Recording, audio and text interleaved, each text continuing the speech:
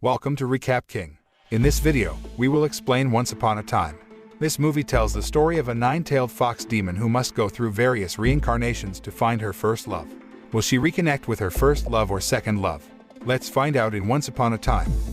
Once Upon a Time tells the story of a nine-tailed fox goddess named Baikeen who rules the King Q kingdom, who must descend to the human world to undergo a heavenly trial before becoming the highest goddess in heaven. Baikeen then transforms into an ordinary human named Susu.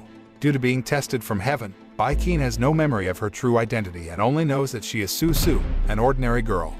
On the other hand, the Heaven Tribe's crown prince, Iwa, was involved in a fierce battle with the Eastern Sea Kingdom for 7 days and 7 nights. The man was seriously injured and fell into the human world, then was saved by Susu. Long story short, the two fell in love and decided to get married. They lived in Susu's modest house and lived a harmonious married life. However, their happiness did not last long because the Heavenly Tribe finally found out about the forbidden relationship between the Crown Prince, which is a god, and Susu, an ordinary human. Iwa finally takes Susu to the Heavenly Empire and intends to ask his father, the Heavenly Emperor, to approve his relationship with Susu. Susu lived in the Sky Palace as a maid for a while, and Iwa rarely saw her. However, Iwa's concubine named Sujin is very jealous of Susu's presence in the Sky Palace because Iwa loves her very much.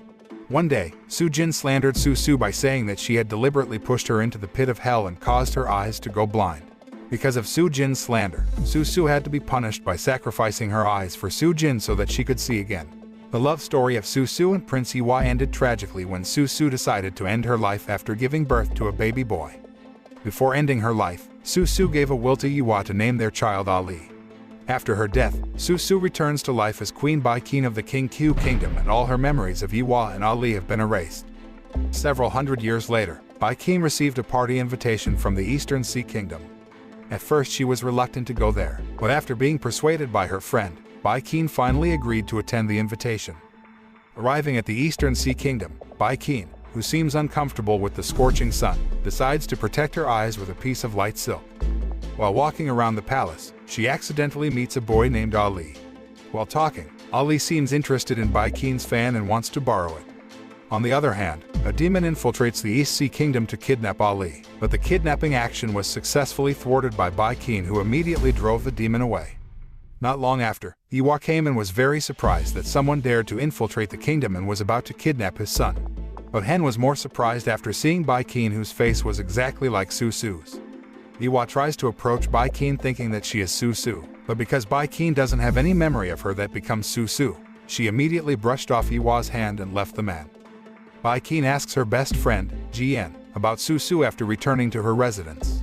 Jian says that Susu is Iwa's wife who died 300 years ago after giving birth to their son, Ali.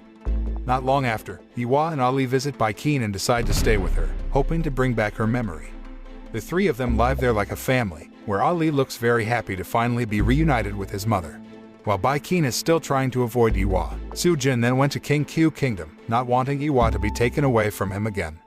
While walking around to enter a cave, Sujin accidentally found Mo Yuan's body lying stiff in a lump of ice. Mo Yuan is a war god who is also Baikeen's teacher. During a battle with the Demon Tribe's king, Mo Yuan sacrificed himself to seal away the Demon King. His soul was shattered and his body became preserved in a block of ice. Baikeen took Mo Yuan's body back to King Q, a mystical land where her family lives, where she awaited her eventual awakening and return. Mo Yuan is not only a master to her but also her first love. The scene then shows a demon kingdom controlled by a demon queen who had intended to kidnap Ali in the East Sea Kingdom. The demon queen is crying over her son's death and intends to resurrect the child at the expense of Ali, who has a heavenly body. Not long after, Sujin came to the demon queen to work together to get rid of Baikeen. The demon queen was forced to comply with Sujin's wishes because she threatened to report her actions to harm Ali to the Heavenly Emperor. Before returning to the Sky Palace, Iwa takes Baikeen to Mount Junji, where he and Susu have stayed as long as they are in the human world. Iwa always takes Ali there to celebrate his son's birthday because that's where he first met his mother. Iwa then tells Baikeen about the first time he met Susu at that place, but Baikeen looks normal because she doesn't have any memories of Susu at all.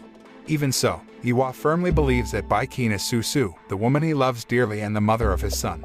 After being together for some time, Iwa and Ali return to the Sky Palace, while Baikeen returned to the King Q kingdom. Meanwhile, when Baikeen is on Mount Junji with Iwa and Ali, the Demon Queen disguises herself as Bai Qin and infiltrates King Q's kingdom to steal Mo Yuan's body, which is a lump of ice. With the help of Su Jin, they manage to take Mo Yuan's body and take him to the Wu Wang Sea, where the magic bell was used to seal the Demon King. The two of them intended to resurrect the Demon King by using Mo Yuan's immortal blood, a god. On the other hand, Bai Qin, who has just arrived in the King Q kingdom, is very surprised to find out that Mo Yuan's body has been stolen by the Demon Queen. Bai Qin and Ji Yan immediately rush to the Wu Wang Sea to prevent this. Arriving there, they fought with the demons who tried to block them, until finally Bai Qin managed to enter and fight the Queen of the Demons. While Bai Qin was fighting with the Demon Queen, the chunk of ice that froze Mo Yuan's body slid into the pit of hell. Bai Qin immediately jumps to stop the ice chunks from falling. However, her actions actually made the urn where the Demon Queen kept her child's soul thrown down into the pit of hell. Filled with burning anger, the Demon Queen then attacked Bai Qin repeatedly. Shortly after, Yiwa appears and saves Bai Qin. The man didn't kill the Demon Queen and told her to leave. After that, Bai Qin and Yiwa brought Mo Yuan's body back to the King Q kingdom. Realizing that they have developed a mutual liking for each other, Yiwa and Bai Qin decide to wed. Yiwa then takes Bai Qin to the Sky Palace to get married, where all the residents of the Sky Palace welcome Bai Qin's presence, including Nai Nai, Su Su's personal servant, who is very happy to be reunited with her master. Bai Qin is confused because she doesn't even recognize Nai Nai.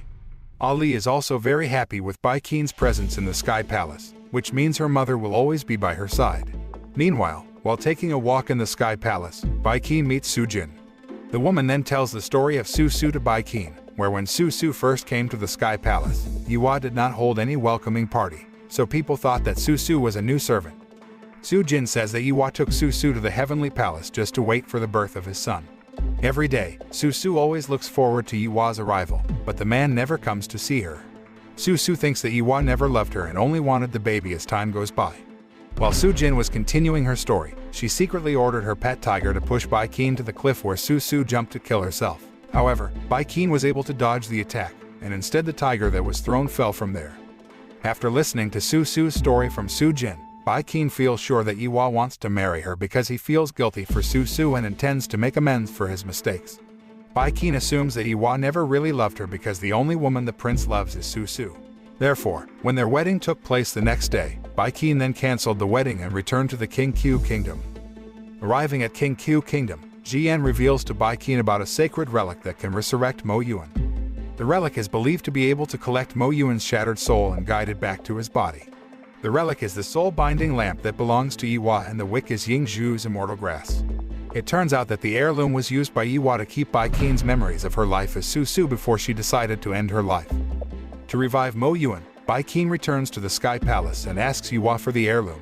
But the man refuses to give it because Bai Qin's memory of Su Su will be lost if the heirloom is used for someone else. Bai Qin then heads to Ying Zhu Mountain to pick up the immortal grass. However, when trying to pull out Ying Zhu's immortal grass, Bai Qin accidentally wakes up a monster, so she has to fight against the giant monster. When she was almost cornered, Yiwa came to her rescue. They were working together against the monster. As they were about to destroy the giant monster, Yiwa was knocked down unconscious. In the end, Bai Qin chooses to protect Yiwa from the monster's body fragments and let the immortal grass be destroyed along with the monster. When they return to the Sky Palace, Bai Qin treats Yiwa's wounds and engages in a heart-to-heart conversation. After the wound heals, Yiwa gives the magic heirloom to Bai Qin and says that her memory of her past is inside the heirloom and she must face it. After saying that, Yiwa leaves Bai Qin alone, and the magic relic slowly begins to open. Bai Qin regains her life memories as Su Su, the only woman Yiwa loves. After learning about her life story as Su Su, Bai Qin becomes frustrated and decides to return to the King Q kingdom to mourn her fate.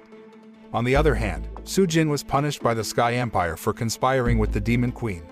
All of her divine power had been taken away and she was punished for keeping the magic clapper that sealed the Demon King in the Wu Wang Sea forever. But before serving her sentence, Su Jin begged to see Ali one more time before she left. Her last wish was granted. Su Jin then hugged Ali's tiny body tightly. However, unbeknownst to anyone, she took Ali's divine blood, which she would use to resurrect the Demon King in revenge for the Heavenly Empire that had driven her out. Arriving at the Wu Wang Sea, Su Jin immediately sacrificed herself and resurrected the Demon King using Ali's blood. Knowing that the Demon King has risen, Ji Yan decides to help Yiwa defeat the Demon King and his demon army. After Ji Yan left, Nai Nai came to see Bai Qin with Ali. Nai Nai then tells Bai Qin about Yiwa intending to persuade his father to approve his relationship with Su Su after their baby is born. However, Su Jin finds out about it and tells the Heavenly Emperor that Yiwa has an illicit relationship with a human. The angry Heavenly Emperor then gave Su Su a lightning punishment, but Yiwa made himself a shield, so he was the one who received the lightning punishment from the Heavenly Emperor. Not only that, when Su Su threw herself, Yiwa also jumped in to save her, but because his strength weakened after receiving lightning punishment, Yiwa then failed to save Su Su. After hearing Nai Nai's explanation, Bai Qin cries hysterically and regrets her actions because she never knows the sacrifice Yiwa made for her. Meanwhile, the Demon King and his army of demons are preparing to face an attack from the soldiers of the Sky Empire led by Yiwa. A great war was inevitable. The Sky Imperial soldiers started to bombard the stealth troops with air attacks, as did Ji Yan, who was helping the Sky soldiers with his flock of sparrows. Yiwa and the Demon King finally face each other and engage in a fierce battle. After a duel with the Demon King, Yiwa can finally defeat the Demon King and intends to seal him back into the magic bell. Bai Qin, who just arrived there, then tries to prevent Yiwa from doing this, because whoever manages to seal the Demon King into the magic bell will die and his soul will be scattered throughout the world. Despite knowing the risks, Yiwa continues his actions to save the whole world. After Yiwa sacrificed himself to seal the Demon King in a magic bell, the world immediately felt frozen and Yiwa's body was thrown into the Wu Wang Sea, which slowly froze and sank. Once again, Bai Qin has to face the harsh reality of being abandoned by the man she loves. She can only mourn Yiwa's death like she used to mourn Mo Yuan's death. The film ends by showing Mo Yuan finally being able to come back to life after Yiwa's death, because apparently, the last fragment of his soul is Yiwa's soul, so Mo Yuan can come back to life after all of his scattered souls have been collected. Bai Qin finds her happiness again when Mo Yuan, her first love, comes back to life and welcomes her. The film ends.